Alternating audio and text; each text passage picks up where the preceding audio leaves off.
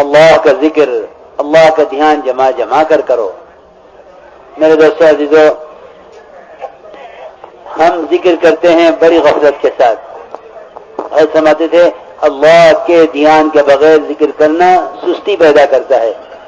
ذکر اندر کی غفلت کو توڑنے کے لیے ہے۔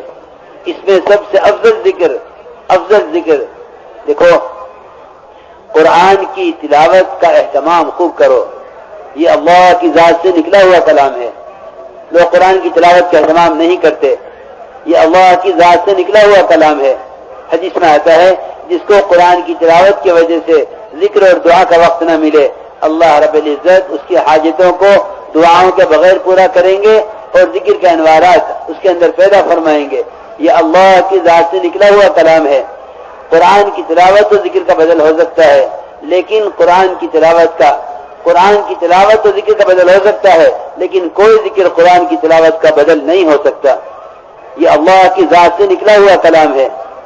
اس کلام کو سارے کلام پر اس طرح فوقیت حاصل ہے جس طرح اللہ تعالیٰ کو ساری مخلوق پر فوقیت ہے۔ قرآن کی تلاوت کا اہتمام خوب کیا کرو۔ اس کا سب سے بہتر وقت صبح صادق سے پہلے ہے۔ مولانا ایسا فرماتے تھے، میں نے سارے اوراد وظائف کر کے دیکھے مشائخ کے، جتنا تیز رفتاری سے اللہ کا قرب صبح صادق سے پہلے قرآن دیکھ کر پڑھنے محسوس کیا، اس سے زیادہ اللہ کا قرب کسی اور ورد اور ذکر میں نے محسوس نہیں کیا۔ اس لیے قرآن کی تلاوت کا اہتمام خوب کیا کرو۔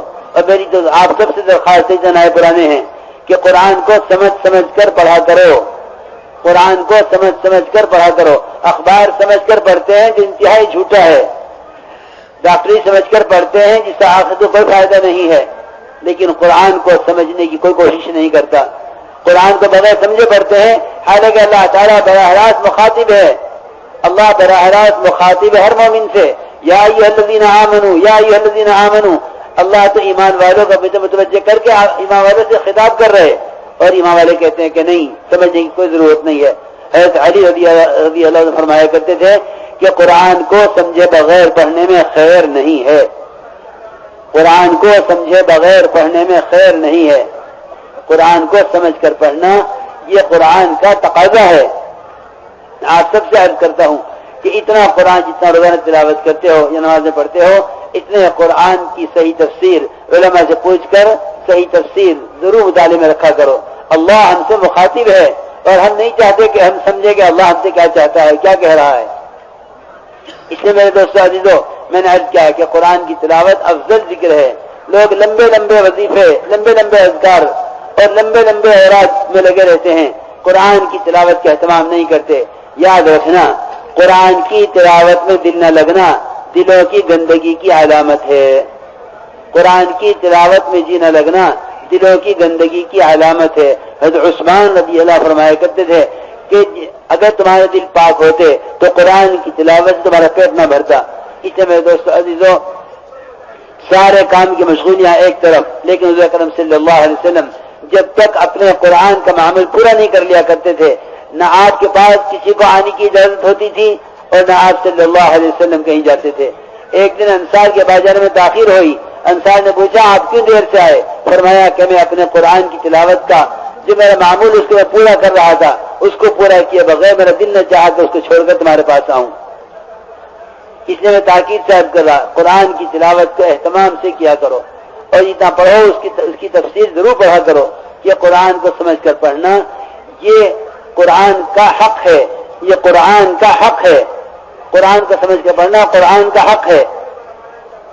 اس طرح ہمیں اہتمام سے قرآن کی تلاوت اہتمام کے ساتھ کرنی ہے۔ میں عرض کر چکا کہ بہترین اس کا وقت جو ہے وہ صبح صادق سے پہلے ہے، کیونکہ اس وقت قرآن کا پڑھنا اللہ کے یہاں بطور خاص پیش کیا جائے گا۔ قرآن میں نہ قرآن الفجر کا نہ مشہودہ کہ اللہ کے یہاں اس وقت قرآن پڑھنا اللہ کے یہاں بطور خاص پیش کیا جائے گا۔ سارے اعمال الگ پیش کیے جائیں گے، قرآن الگ پیش کیا جائے گا۔ اور صبح شام کی تسبیحات کا اہتمام، ایک تسبیح تیسرے کلمے کی، سبحان اللہ، الحمدللہ، لا الہ الا اللہ، واللہ اکبر، ولا حول ولا قوت الا باللہ العلی العظیم، ایک تسبیح درود شریف کی، ایک استغفار کی، اہتمام سے استغفار اپنے گناہوں پر ندامت کے ساتھ ہو، اور استغفار پر تو اللہ کے بڑے وعدے ہیں، بڑے وعدے ہیں۔ اللہ تعالی استغفار کرنے والوں کو ہر تنگی سے نکال دیتے ہیں۔ اور گناہوں کی بخشش کا اللہ وعدہ فرماتے ہیں. ایک صحابی آیا آپ کے پاس روتے ہوئے، ہائے میرے گناہ، ہائے میرے گناہ، ہائے میرے گناہ. وہ اپنے گناہوں سے انتہائی پریشان تھے. آپ نے فرمایا کہ کہو اللہم مغفرتک اوسع من ذنوبی ورحمتک ارجع عندی من عملی. آپ نے ان صحابی سے 3 مرتبہ یہ کلمات کہلوائے، اللہم مغفرتک اوسع من ذنوبی ورحمتک ارجع عندی من عملی. ان صحابی نے 3 مرتبہ کہا، فرمایا اللہ نے تمہارے سارے گناہ معاف کر دیے. میرے دوستو عزیزو، صبح شام استغفار اہتمام کے ساتھ کم سے کم 100 مرتبہ استغفار صحابہ ایک مجلس میں حضور اکرم صلی اللہ علیہ وسلم سے شمار کر لیا کرتے تھے. آپ ایک مجلس میں 100 مرتبہ استغفار کم سے کم کہا کرتے تھے. اس طرح ہمیں صبح شام کے تسبیحات کا اہتمام کرنا ہے. اور دیکھو یاد رکھو، جو اعمال کے ذریعے اپنے اللہ کے درمیان کے معاملے کو درست کر دے گا، اللہ اس کے مخلوق کے درمیان کے معاملے کو درست فرما دیں گے. اس طرح ہمیں اللہ کے راستے میں نکل کر اکرام کے ذریعے، خدمت کے ذریعے اکرام کی مشق کرنی ہے. اللہ کے راستے میں نکل کر خدمت اس لیے ہے تاکہ ہمارے اندر تواضع پیدا ہو. خدمت اپنی تربیت کے لیے ہے. دیکھو ابو درداء رضی اللہ تعالیٰ نے یہ فرمایا تھا کہ میں نے حضور اکرم صلی اللہ علیہ وسلم کو فرماتے ہوئے سنا ہے کہ جو بندہ اللہ کا تعلق بندے سے اور بندے کا تعلق اللہ سے اس وقت تک باقی رہتا ہے جب تک یہ دوسرے سے خدمت نہیں لیتا. اللہ کا تعلق بندے سے، بندے کا تعلق اللہ سے اس وقت تک باقی رہتا ہے جب تک کہ دوسرے سے خدمت نہیں لیتا. میرے دوستو عزیزو، اللہ سے تعلق باقی رکھنے کے لیے ضروری ہے کہ ہر شخص اپنی ضرورت کو خود پورا کرے. خدمت لینے سے کبر پیدا ہوتا ہے، خدمت کرنے سے تواضع پیدا ہوتی ہے. ہم اللہ کے راستے میں نکل کر اس کی مشق کریں. خدمت اللہ کے راستے میں نکل کر ہر ایک اپنی سعادت سمجھے. برتن میں دھوؤں گا، تو خلا میں صاف کروں گا، دسترخوان میں اٹھاؤں گا، جھاڑو میں لگاؤں گا. عمر رضی اللہ تعالیٰ عنہ قباء کی مسجد میں جھاڑو لگانے کے لیے مدینے سے جاتے تھے. حضور اکرم صلی اللہ علیہ وسلم صحابہ کرام پر کھانا پکانے اور بکری ذبح کرنے، گوشت بنانے کی ساری ضرورتیں صحابہ پر تقسیم ہونے کے بعد فرماتے کہ کھانا پکانے کے لیے جنگل سے لکڑیاں چن کر میں لاؤں گا. جب آپ صلی اللہ علیہ وسلم بنفس نفیس خود جنگل سے لکڑی چن کر لا سکتے ہیں، ہماری آپ کی کیا حیثیت ہے؟ اس لیے میرے دوستو عزیزو، اللہ کے راستے میں نکل کر ہمیں خدمت کے ذریعے اکرام کی مشق کرنی ہے. اعمال دعوت اعمال نبوت ہیں. ایک ایک عمل کو اپنی حیثیت سے اونچا سمجھنا ہے. کسی کام کے بارے میں یہ نہ کہنا یہ کام میرے کرنے کا نہیں ہے، پہلے سے زیادہ بڑائی پیدا ہوگی. اس طرح ہمیں اللہ کے راستے میں نکل کر اکرام کے ذریعے، خدمت کے ذریعے اکرام کی مشق کرنی ہے اور اپنے اندر تواضع پیدا کرنی ہے. خدمت لینے سے کبر پیدا ہوتا ہے، خدمت کرنے سے تواضع پیدا ہوتی ہے. اللہ کے راستے میں نکل کر ہمیں یہ کام محض اللہ کی رضا کے لیے کرنے ہیں. کہ حدیث میں آتا ہے ادنا ریا بھی شرک ہے، اور اس کے سوا دل میں اللہ کے غیر کو خوش کرنے کا خیال بھی نہ آئے، اللہ ہی کی رضا مقصود ہو. کہ حدیث میں آتا ہے ادنا ریا بھی شرک ہے. اس لیے ہم ایک ایک عمل کو محض اللہ کی رضا کے لیے کریں. তো মেরে মহতরম দোস্ত বুজুর্গ বলেন যে ভাই আল্লাহর রাস্তায় যে আমরা চলবো, ওই যে আল্লাহর রাস্তায় চলার সময় আমাদেরকে ওই যে জিকিরের খুব এহতেমাম করতে হবে. মেরে মহতরম দোস্ত বুজুর্গ বলেন যে উসমান ইলিয়াস রহমতুল্লাহ আলাইহি বলতেন, ওই যে জিকির যখন মানুষ বেধ্যানির সঙ্গে করে, ধ্যানের সঙ্গে জিকির করে না, বেখেয়ালির সঙ্গে জিকির করে, তো বলে যে এই জিকিরের দ্বারা মানুষের মধ্যে অলসতা পয়দা হয়. এই জন্য খুব ধ্যান জমায়া আমাদেরকে জিকির করতে হবে. আবার যে সব জিকিরের মধ্যে সবচেয়ে আহাম এবং সবচেয়ে গুরুত্বপূর্ণ সবচেয়ে বড় জিকির যেটা, সেটা হলো কোরআনে পাকের তেলাওয়াত. এই জন্য মেরে মহতরম দোস্ত কোরআন পাকের তেলাওয়াত করতে হবে. কোরআন শরীফের তেলাওয়াত বলে যে এটা সবচেয়ে উত্তম জিকির, কারণ কোরআন আল্লাহ পাকের কালাম, আল্লাহ পাকের জাত থেকে বের হয়ে আসছে. বলেন যে সমস্ত আল্লাহ পাকের সমস্ত মখলুকের উপরে যেরকম আল্লাহ তাআলার মর্যাদা বলে আল্লাহর কালামের, এরকমই সমস্ত কালামের উপরে আল্লাহ তাআলার কালামের মর্যাদা. এই জন্য মেরে মহতরম দোস্ত বুজুর্গ কোরআনে পাকের তেলাওয়াতের অভ্যাস করি এবং কোরআনে পাকের তেলাওয়াত করি আমরা. এই জন্য বলেন সবচেয়ে বড় জিকির হলো কোরআনে পাকের জিকির করা.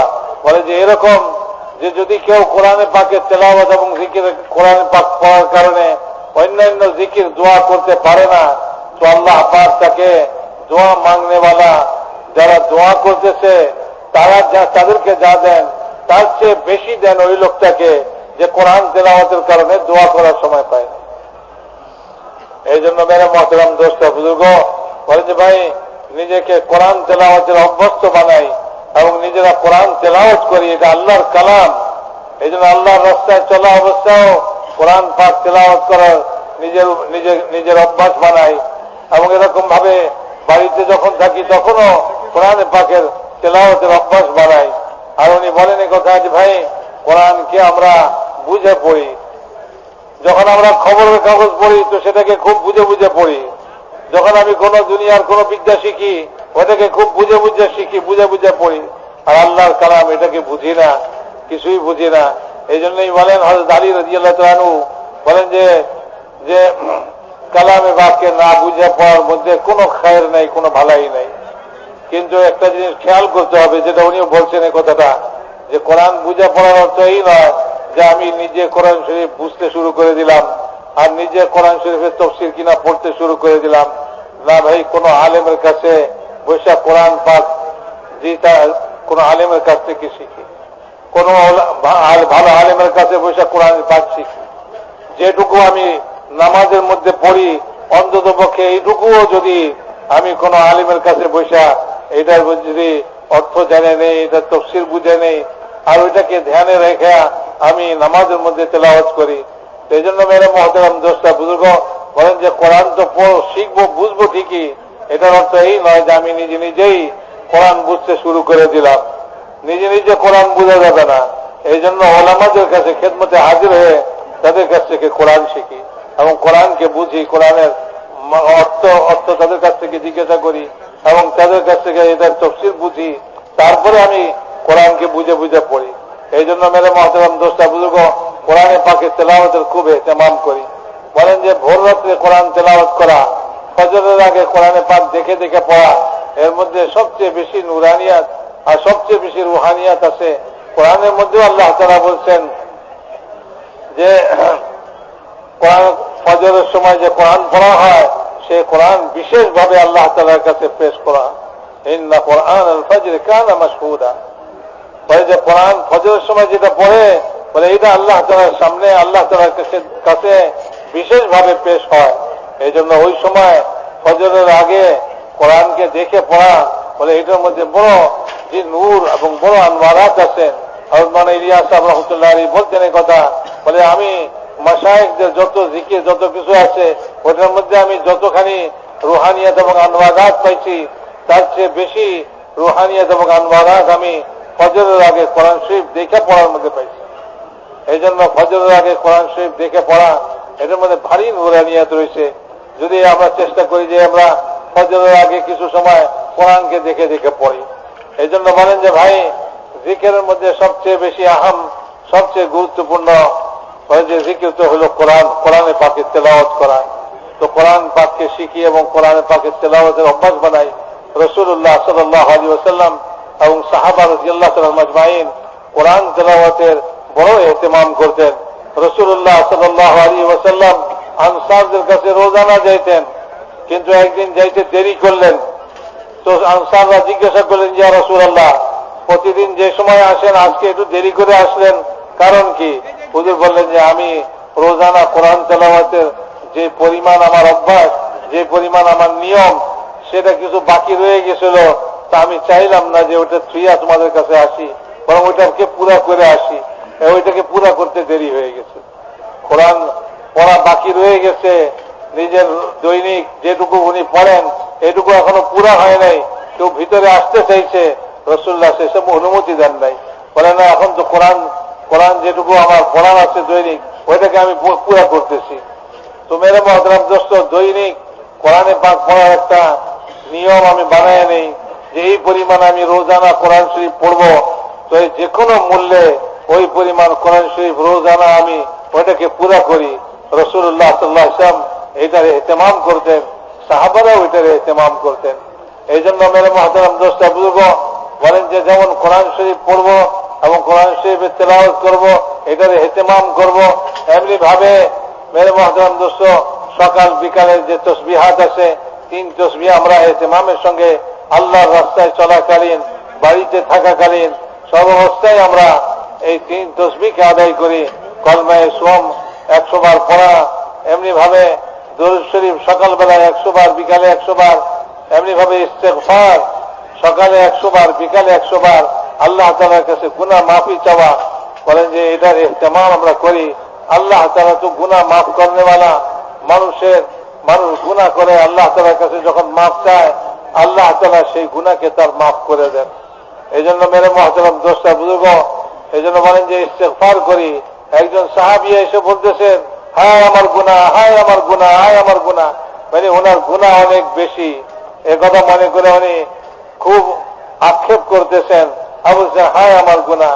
রাসূলুল্লাহ সাল্লাল্লাহু আলাইহি ওয়াসাল্লাম তাকে দেখে বললেন যে তুমি এই দোয়া পড়ো, আল্লাহুম্মা মাগফিরাতুকা আওসাউ মিন যুনুবি ওয়া রাহমাতুকা আরজা ইনদি মিন আমালি।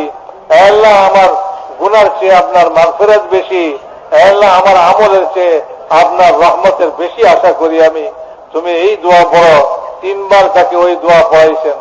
তুমি মহতরম দোস্ত বুজুর্গ, এইরকম ভাবে যে ইস্তেগফার, রোজানা ইস্তেগফার করা, আল্লাহ তাআলার কাছে মাফি মাঙ্গা, নিজের মাফ চাওয়া আল্লাহ তাআলার কাছে। এমনি ভাবে মেরে মহতরম দোস্ত বুজুর্গ, আল্লাহর রাস্তায় চলাকালীন নিজের মধ্যে বিনয় এবং তাওয়াজু পয়দা করি। নিজের মধ্যে অহংকার যেন পয়দা না হয়, এটার জন্য খেদমত করি। আমি অন্যের খেদমত করি, নিজে কারোর কাছ থেকে খেদমত না নেই। হযরত আবু দারদা রাদিয়াল্লাহু তাআলা বলেন যে আল্লাহর সঙ্গে মানুষের যে সম্পর্ক, বলে যে এই সম্পর্কটা খতম হয়ে যায় যখন মানুষের কাছ থেকে খেদমত নেয়, তো আল্লাহর সঙ্গে সম্পর্কটা ছিন্ন হয়ে যায়। এই জন্য মেরে মহতরম দোস্ত বুজুর্গ, আমি অন্যের কাছ থেকে খেদমত নিব না, বরং আমি নিজে অন্যের খেদমত করব। ভাই প্লেট ধুইতে হবে, তো প্লেটগুলো আমি ধুইব। আবার যেরকম ভাবে ঝাড়ু দিতে হবে, ঝাড়ু আমি দিয়ে দিব। যত খেদমতের কাজ আছে সব খেদমতের কাজ আমি করব। আর ওমর রাদিয়াল্লাহু তাআলা আনহু মদিনার মসজিদ থেকে মসজিদে কুবাতে যাইতেন ওই মসজিদকে ঝাড়ু দিবার জন্য।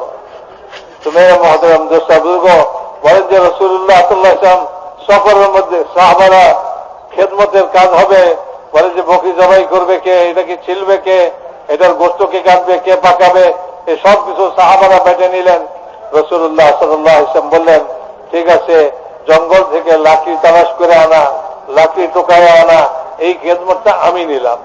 তো রাসূলুল্লাহ সাল্লাল্লাহু আলাইহি ওয়াসাল্লামের মতো মানুষ যদি আল্লাহর নবী জঙ্গল থেকে লাকড়ি টোকায় আনার খেদমত নেন, তা আমরা কে ভাই? এই জন্য মেরে মহতরম দোস্ত বুজুর্গ, যত আমরা খেদমত করব তত আমাদের মধ্যে বিনয় আসবে, তাওয়াজু পয়দা হবে, যেটা আল্লাহ তাআলার কাছে বড় পছন্দনীয়।